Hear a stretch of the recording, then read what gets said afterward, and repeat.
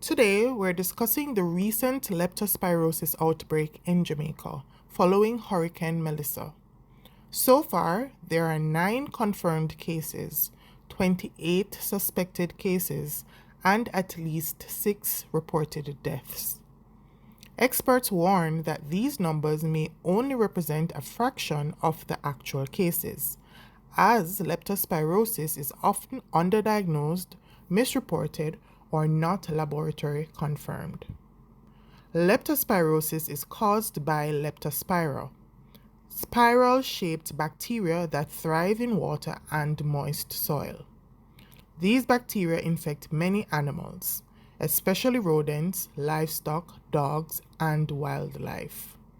They prefer neutral to slightly alkaline conditions, are sensitive to acid, and cannot survive prolonged heat or dry conditions.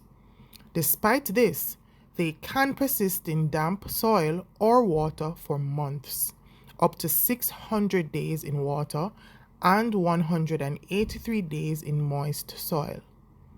This explains why stagnant water, floodwaters, and damp areas can become reservoirs for infection.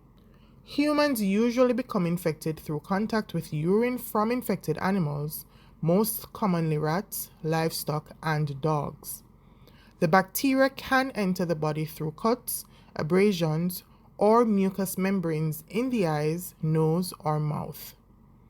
Contaminated food and water are also potential sources, adding a public health and food safety dimension to the outbreak. Leptospirosis poses a significant risk to food safety, especially after flooding. Floodwaters can contaminate farmland, crops, and water sources used for food preparation. Livestock or rodents can deposit bacteria into soil or water near food production areas, creating cross-contamination risks. Surfaces, packaging, and storage areas exposed to contaminated water or rodents can also spread the bacteria if cleaning and disinfection are inadequate. While Hurricane Melissa's floodwaters have heightened risk, the outbreak isn't limited to heavily flooded areas. Some cases have emerged in regions with minimal flooding, highlighting that leptospirosis spreads through other environmental exposures. Floodwaters displaced rodents from their habitats, bringing them closer to homes, food storage areas, and communities.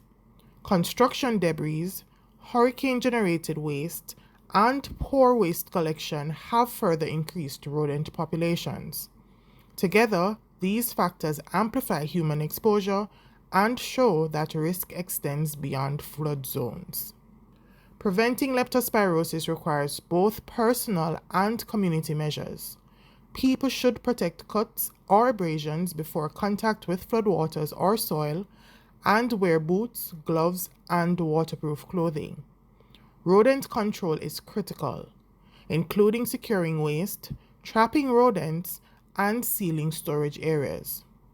Safe water access is essential, but for those without it, boiling chemical treatment or alternatives such as diluted vinegar solution, 1 part vinegar to 3 parts water, to wash produce, and raw vinegar for hands, food contact surfaces, and packaging can be effective.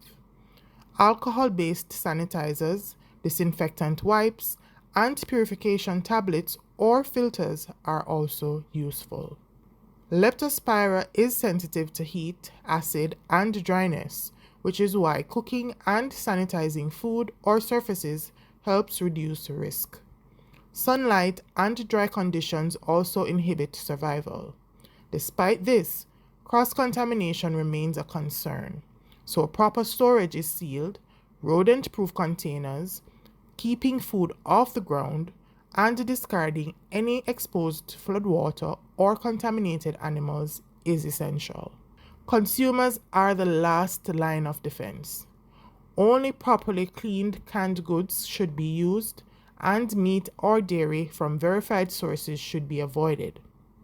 Foods must be cooked thoroughly and hygiene practices followed to prevent cross-contamination. Anyone exposed to contaminated water or environments should watch for symptoms, which include fever, headache, muscle pain, chills, nausea, vomiting, diarrhea, abdominal pain, red eyes, skin rash, and extreme fatigue. Severe cases can progress to jaundice, kidney or liver failure, bleeding, meningitis, or respiratory distress, requiring immediate medical attention. Early antibiotic treatment is critical. This outbreak shows that leptospirosis risk is not confined to hurricane-affected areas. Understanding the bacteria, its survival, and proper hygiene and food handling practices can save lives. Protect yourself, control rodents, and seek medical care if needed. Vigilance matters.